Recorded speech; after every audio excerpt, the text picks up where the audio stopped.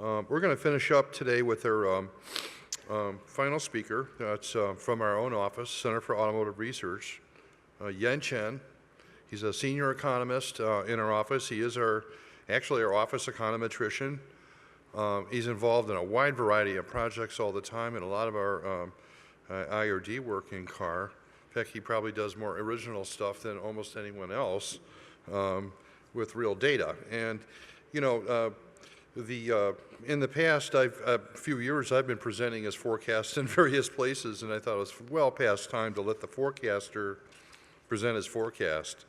And he has special interests, you know, besides just predicting sales or production or Michigan employment and U.S. automotive employment. Those are his special variables, and researching actual demand for fuel economy in the market, which is another big issue for car. So please help me welcome Chen from Center for Automotive Research. Right.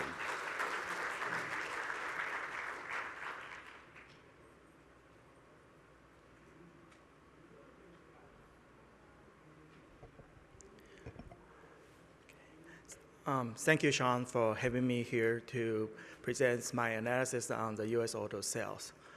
I have been attending MBS almost every year, except for 2009, since 2007. And I have seen many presenters presented their excellent, great jobs, works here. And there's a Chinese says that if you have been watching the same show over and over again, and eventually you probably be able to act just like them. I think that explains why I'm here.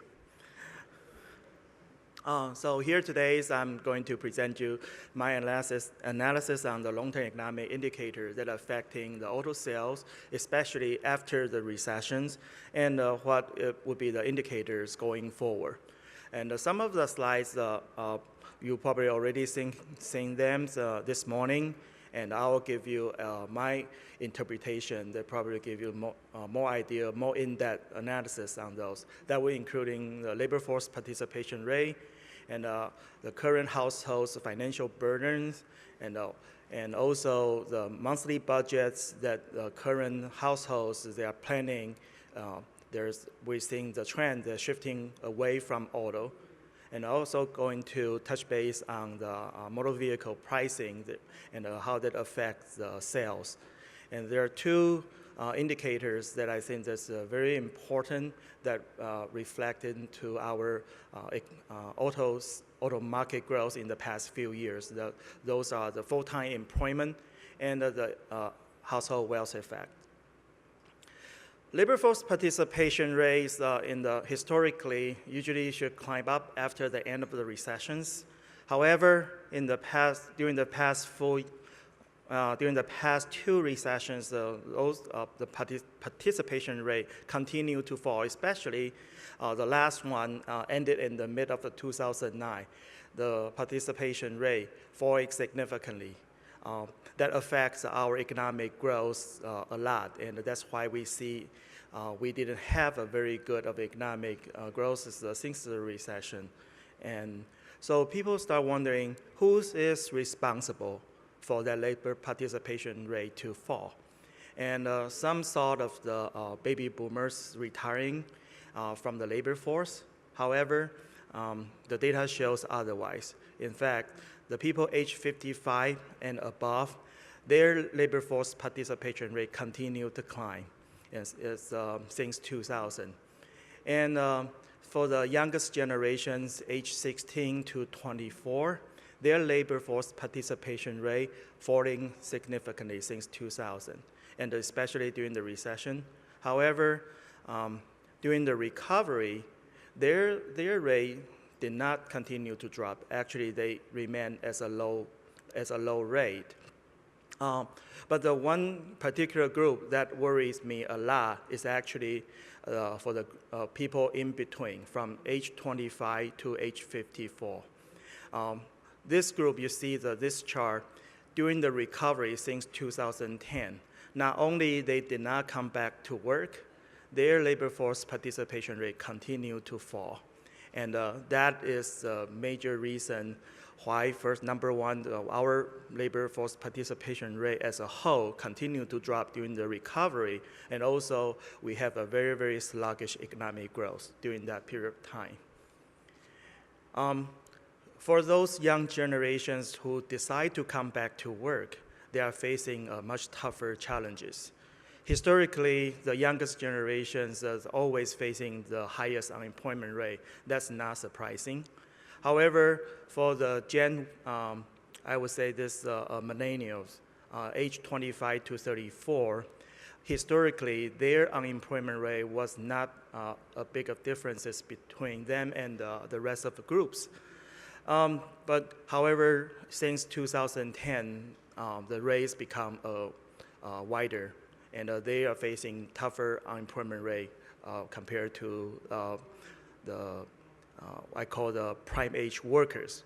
And that is a concern, and that does affect their ability to buy their first house, their ability to spend on their incomes on the motor vehicles. Then that affects my auto sales forecast. Not just that, and this chart is probably seen already this morning. I'd like to give you another analysis on this. We know all the home mortgage debts declining since the recession. However, the non-mortgage debts continue to climb. And one of the major problem is student loans. And because the non-mortgage debt is largely held by the young generation and the young households, and the dropping in the interest rate in mortgage, it does not help them because many of them don't even own the house. So this becomes the major issue. Almost, it is number one that they're held by the young generation and the household, and they delay their purchasing of the motor vehicle as a result. So that reflecting to their monthly budget in the household. The bottom three category that I call it for the auto-related category, that includes the purchasing of motor vehicle and parts, and the gasolines and fuel, and as well as the motor vehicle services such as rental. And this monthly budget shrinking from $705 in 1999 to just below $600 in 2013. And the midsection, that is, I call it, is a consumer electronics and the telephone and the internet services. That categories climb up significantly, almost 3 times as high than it was in 1999. Of course, that affecting almost every household is healthcare expenditures. They're going up from $945 to over $1,200 now. That's the single largest climbing that in all of the expenditure for the household. Other than those, I think there's the new vehicle pricing is of course, it's getting pricier now compared to a few years ago. That does affect the auto sales a lot. Especially for the younger generation, when they start to look for their first vehicle to purchase, especially on new vehicles, they realize that the price is much higher. The chart shows the new motor vehicle transaction price go up by 65% compared to 2000. During the same time, the inflation rates only go up by 40%. And that's almost the inflation rate is also how most of the people's the incomes grows at that rate.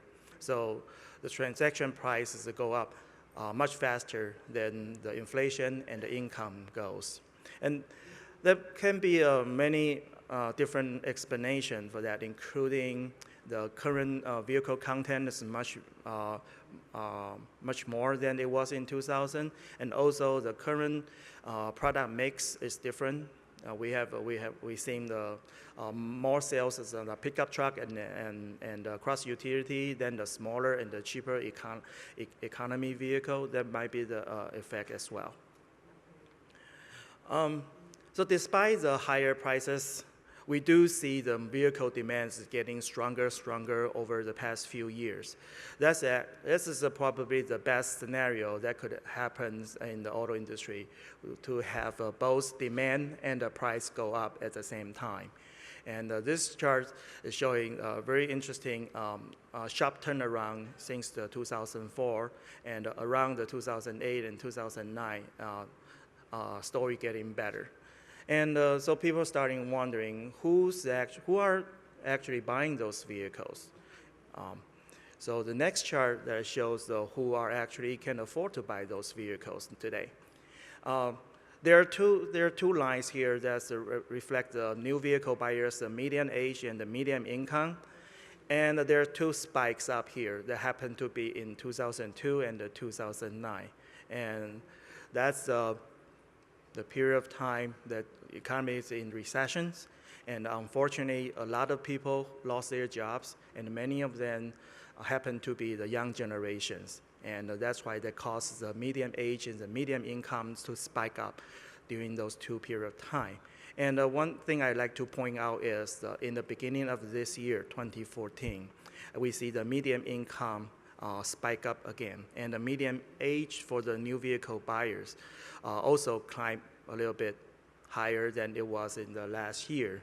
And I would put a very close eye on those two indicators, what could be affecting for the new vehicle sales from this year and for years to come. One question I've been asked many times in the past few years is, how come the auto sales being rebound and grow so much faster and stronger than the economic growth and employment growth? And I found two of the indicators that supports our auto sales to grow by almost double digit since the recessions. And one of them is full-time employment. We all know when people get a full-time employment offer, and that also means that their permanent incomes get secure, and they feel more confidence to have a big ticket market products such as motor vehicles. And in the past few years, the full-time employment climbed up from at the bottom in 2010 around 111 million of full-time employment workers, and now to the close to 118. It's almost 2 million full-time employment be added back to the economy. That's a very, very good news for the new vehicle purchasing for the auto market. The other indicators is I so-called the household wealth, or called the wealth effect. The green line is it shows the geometric means of the stock market index and the home equity index. During the recessions, this index, both of index tumbles and drag down the auto sales. And since the mid of 2009, especially in the stock market, they climb up significantly, very, very strong in the stock market movement. And also the home price also improve. Although it's not as strong as the stock market, but it did help in the household wealth, and that it helps auto sales as well. That I found these indicators explain the current auto sales a lot. You probably will see this chart very familiar because I do borrow our friend Mustafa's idea from the last year's MBS presentation. And this is the current recovery compared to the last three recovery in 75, 82, and 1991. And I found our current auto market recovery is much stronger than the 1991 recovery, and also it's more stamina than the 1975 and the 82 recovery. If we were in the 1975 or 82 recovery, our auto sale would have been dropping by now. And so I think that our current auto recovery is the strongest of the four. So for everything being said, this is the car U.S. light vehicle sales forecast for 2014 to 2018. And I've been told my sales forecast is probably one of the worst the sales forecast in the industry. However, I can tell you, Sean, today I'm not the lowest forecast anymore. But it is my probably my most optimistic forecast I've ever been given out, because I do strongly believe our full-time employment growth. We've been seeing the 2 million plus of the full-time employment being brought back to the economy, and currently we are at the highest level of a part-time employment at around 28 million in the U.S. And that is about 3 million people higher than it was. So I strongly hope, and I do see this way, that the currently working as a part-time, they are looking their ways to find their full-time employment job back. And once they have their full-time employment offer in the next few years, it will bring up our sales forecast again. So this 2014, 16.3 million, and small improvement for next year, and 2016, and up to 16.9 million on light vehicle sales by 2018. So I would like to conclude my presentation today with this slide. In the beginning, I was planning to bring my summer of the 2008 forecast as an ending for today. However, I found it too embarrassing, so I decided not to bring it. But my idea is automotive business cycle is there, despite you like it or not. And there are some concerns I gave today, that including the household debt and the prime age workers, the labor participation rate, and also as the household budgets being shifting away from auto. They all affect our future sales. And especially on the student loan, and possibly the stock market being overheat, they're being lingering around in the media and some analysts' mind. So I want to here present it is beware of the next downturn, because it is there, and we cannot skip away from it when it comes. But I want to share the one word with everyone here is, even this is a business cycle, we always hope for the best and prepare for the worst. Thank you very much.